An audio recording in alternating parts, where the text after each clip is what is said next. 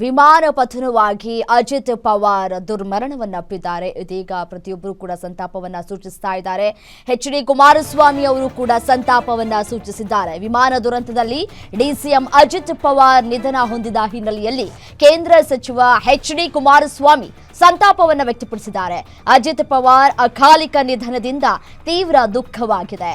ಇಡೀ ಕುಟುಂಬಕ್ಕೆ ನನ್ನ ಹೃತ್ಪೂರ್ವಕ ಸಂತಾಪಗಳು ಅಂತ ಹೇಳಿ ಸಂತಾಪ ಸೂಚಿಸಿದ್ದಾರೆ. ದುಃಖ ಭರಿಸುವ ಶಕ್ತಿ ದೇವರು ಕುಟುಂಬಸ್ಥರಿಗೆ ನೀಡಲಿ ಅಂತ ಹೇಳಿ ಎಚ್.ಡಿ. ಕುಮಾರಸ್ವಾಮಿ ಅವರು ಸಂತಾಪವನ್ನ ಸೂಚಿಸಿದ್ದಾರೆ. ನಿಜಕ್ಕೂ ಮಹಾರಾಷ್ಟ್ರದ ಡಿಸಿಎಂ ಅವರ ಈ ಒಂದು ಅಕಾಲಿಕ ನಿಧನ ಇದೆಯಲ್ಲ, ತುಂಬಲಾರದ ನಷ್ಟ ಅಂತ ಹೇಳಿದ್ರು ಕೂಡ ತಪ್ಪಾಗ್ಲಿಕ್ಕಿಲ್ಲ.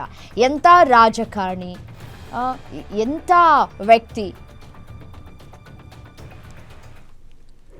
ಮಹಾರಾಷ್ಟ್ರದ ಸರ್ಕಾರದ ಉಪಮುಖ್ಯಮಂತ್ರಿಗಳು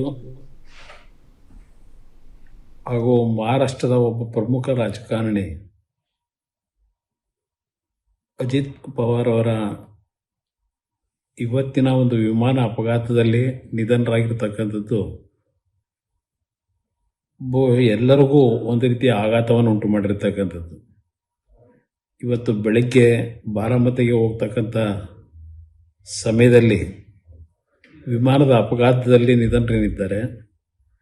ಮಹಾರಾಷ್ಟ್ರದ ರಾಜಕಾರಣದಲ್ಲಿ ಅತ್ಯಂತ ಪ್ರಭಾವಿ ರಾಜಕಾರಣಿಗಳಾಗಿ ಮಹಾರಾಷ್ಟ್ರದ ಸಹಕಾರಿ ಕ್ಷೇತ್ರ ಹಾಗೂ ಕೃಷಿ ಕ್ಷೇತ್ರದಲ್ಲಿ ಅವರದೇ ಆದಂಥ ಹೆಚ್ಚಿನ ಒಂದು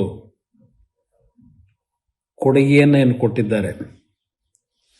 ಇವತ್ತಿನ ಅವರ ನಿಧನ, ಆಕಸ್ಮಿಕವಾದಂಥ ನಿಧನ ಅಪಘಾತದಲ್ಲಿ ನಿಜಕ್ಕೂ ಎಲ್ಲರಿಗೂ ದುಃಖವನ್ನು ಉಂಟು ಮಾಡಿರ್ತಕ್ಕಂಥದ್ದು ಮತ್ತು ಮಹಾರಾಷ್ಟ್ರದ ರಾಜಕಾರಣದಲ್ಲಿ ಒಂದು ದೊಡ್ಡ ಆಘಾತವನ್ನು ಉಂಟು ಮಾಡಿದೆ. ಈ ಒಂದು ಅವರ ನಿಧನಕ್ಕೆ ಭಗವಂತ ಶಾಂತಿಯನ್ನು ಕೊಡಲಿ, ಆತ್ಮಕ್ಕೆ ಶಾಂತಿಯನ್ನು ಕೊಡಲಿ. ಅವರ ಕುಟುಂಬ ವರ್ಗದವರಿಗೆ ಈ ಒಂದು ಅತ್ಯಂತ ಆಘಾತಕರವಾದಂಥ ಅವರ ಅಪಘಾತದ ನಿಧನ ದೇವರು ಆ ಕುಟುಂಬದ ನೋವನ್ನು ಭರಿಸ್ತಕ್ಕಂಥ ಶಕ್ತಿಯನ್ನು ಎಲ್ಲರಿಗೂ ನೀಡಲಿ ಅಂತಕ್ಕಂಥ ಪ್ರಾರ್ಥನೆಯನ್ನು ಮಾಡ್ತೇನೆ.